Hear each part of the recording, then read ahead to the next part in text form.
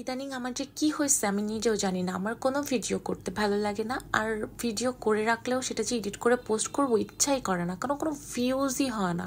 আজকাল পেজ টেজে যে কি হয়েছে আল্লাহই জানে, জীবনটা এরকম পোড়া রুটির মতো হয়ে গিয়েছে। আমি লাস্ট একটা বড় ভ্লগ আপলোড করছিলাম ঈদের, তারপর আর কোনো ভিডিও আমি এডিট করতে ইচ্ছাই করা নাই।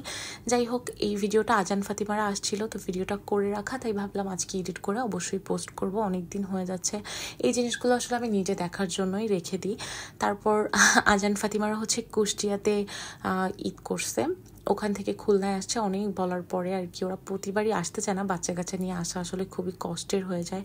তারপরেও আজান ফাতিমাকে না দেখলে আসলে ভাল লাগে না। আর ঈদের সময় ওদের ড্রাইভারের তো ছুটি দিতে হয়। ভাইয়া আগের বার ড্রাইভ করে এসছে, অনেক বিপদে পড়ছে, এই জন্য এবার ট্রেনে আসছে, কষ্টই হয়ে যায় দুইটা বাচ্চা একসাথে নিয়ে। আর ফাতিমার এই ওয়াটার পটটা কিন্তু ফাতিমার মতো অনেক কিউট, আর এই ওয়াটার পটের ভিডিও আমি করি ইউটিউবে দেওয়ার সাথে সাথে এত পরিমাণে ভিউজ, মানে ভালোই লাগে, ভাবতেছি ইউটিউবার হয়ে যাব, কি বলো তোমরা? যাই হোক, আসলে নিজের জন্য ভিডিও করলেও যদি একটু ভিউ হয় তাহলে নিজের আসলে ভালো লাগে, যে মানুষ দেখতেছে পছন্দ করতেছে তাহলে আবার বানাই। আর কেউ যদি নাই দেখে, এরকম 100-200 ভিউ হয়, আসলে একটু ভালো লাগে না তখন আর ভিডিও বানাতে। যাই হোক, আজান ফাতিমারা যেহেতু আসছিল, আর আমার বাসাতেও কোনো লোক নেই ঈদের সময়, আমি জাস্ট ঈদের দিনই রান্না করছিলাম, মানে তাও টুকটাক সকালে। তারপর আর কোনো রান্না করিনি আমি, মানে 3-4 দিন আম্মু বাসায় খাওয়া দাওয়া করছি, কাউদেরকে আবার দাওয়াতও করতে পারিনি, মানে আপুদেরও দাওয়াত করিনি, আবার আমার শ্বশুরবাড়ির এদিকে কাউকেও দাওয়াত করা হয় নাই। একদম ঈদটা সব জায়গায় খেয়ে বেড়াইছি। আম্মুদের বাসায় 3-4 দিন ধরে খাওয়া দাওয়া করবো, অন্য কোথাও আর যাব না, মানে বাসায় যাব জাস্ট ঘুমাতে, এরকম প্ল্যান। তারপর অভির সাথে আর ঈদের সময় বেরিয়ে হওয়া হয়নি, তাই আমরা একটু সাউথ গেটে চলে আসছিলাম, ছবি টবি তুললাম, হালকা পাতলা খাবার খেলাম, কারণ ঈদের সময় আমার ভারী কোনো খাবার রেস্টুরেন্টে খেতে ভালো লাগে না। আর ওই রেস্টুরেন্টের পাশেই ছিল হচ্ছে আপুর জমি, ওখানে সবাই জমি দেখতে আসছিল। তারপর আমরাও ভাবলাম একটু যাই, আর এসে তো বিপদে পড়ে গেছি, অভির বাইকটা স্টার্টই নিচ্ছিল না। তারপর এভাবে করে ভ্যানে বেঁধে নিয়ে যাচ্ছিলাম, আর আমি মনে মনে ভাবতেছিলাম এভাবেই তোমাকে আমার পিছনে সারা জীবন ঘোরাবো। ওই দিন আর মোড ছিল না কোনো ভিডিও করার, মানে বাইকটা নিয়ে অনেক ঝামেলা পোহাতে হয়েছিল। তারপরের দিন হচ্ছে আম্মুদের বাসায় দুপুরে একবারে খাওয়া দাওয়া করে আজান ফাতিমাকে নিয়ে আমাদের বাসায় চলে আসছি, কারণ হচ্ছে গিয়ে আজান ফাতিমাকে নিয়ে আজকে আমরা ঘুরবো। আপু আর ভাইয়াকে একটু সুযোগ করে দিলাম, ওরা ওদের মতো করে ঘুরুক। আজান ফাতিমাকে নিয়ে আসছিলাম আমাদের বাসার পাশেই যে চরের হাট, এখানে আমি আগের দিন আসছিলাম, একটা ভিডিও দেওয়াই আছে। আর আজান এত সুন্দর করে ওর আপিকে দোল দিচ্ছিল, দেখতেই ভালো লাগে মাশাআল্লাহ। তারপর এখানে আজান ফাতিমার একটু ক্ষুধা লেগে গেছে, যেহেতু আমি বাসায় রান্না বান্না করি না, আমার বাসায় যে জাস্ট ওরা পাখি টাখি দেখে চলে আসছে। তারপর ওখানে নিয়ে গেছিলাম, ওদের কিছু খাওয়ানো উচিত। তারপর একটা জায়গায় চলে আসলাম খেতে, যেখানে হচ্ছে আজান ফাতিমা ওরা নিজেরাই ওদের পছন্দ মতো করে অর্ডার দিল মাশাআল্লাহ।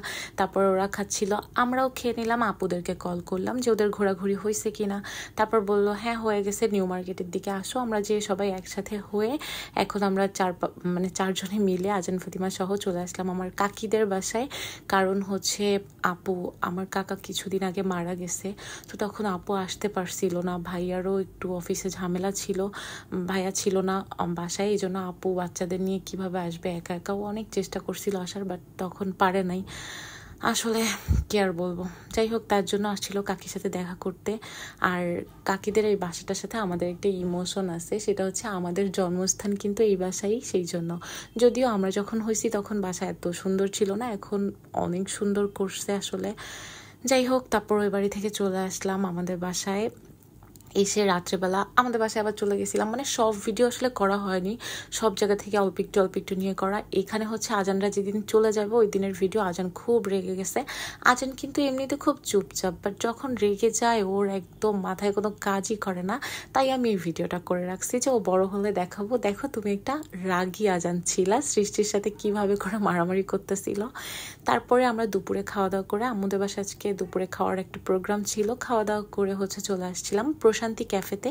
এখানে এসেই আমার বড় আপু দেখো কেনাকাটা শুরু করে দিচ্ছে, মানে ওর সব জায়গায় যে কিনতেই হবে কিছু না কিছু, ও ব্যাগ আনতে ভুলে গেছে, এই জন্য বলতেছে আমি একটা ব্যাগই কিনে নিই, মানে কি বলবো। যাই হোক, প্রশান্তি ক্যাফেটা কিন্তু খুব সুন্দর ছিল, একদম প্রশান্তি আসলে। ঈদের সময় যদিও একটু ক্রাউড থাকে, তারপরেও ভালোই লাগছে আমার কাছে, অন্য সময় হয়তো বা আরও বেশি নিরিবিলি থাকবে। তারপর ওখান থেকে বাসায় চলে আসলাম। আসার পরে আজান দেখো আমাকে কিন্তু আগে এমনিতেই আদর করতেছিল, যখন ক্যামেরা অন করছি তখন ও হাসতেছে আর আদর করতেছে, মানে তখন খুব একটু লজ্জা লজ্জা পাচ্ছে আমার ছেলেটা। মানে সে তার মিনাম্মাকে খুব ভালোবাসে আর তার মিনাম্মাও কিন্তু তাদেরকে অনেক ভালোবাসে।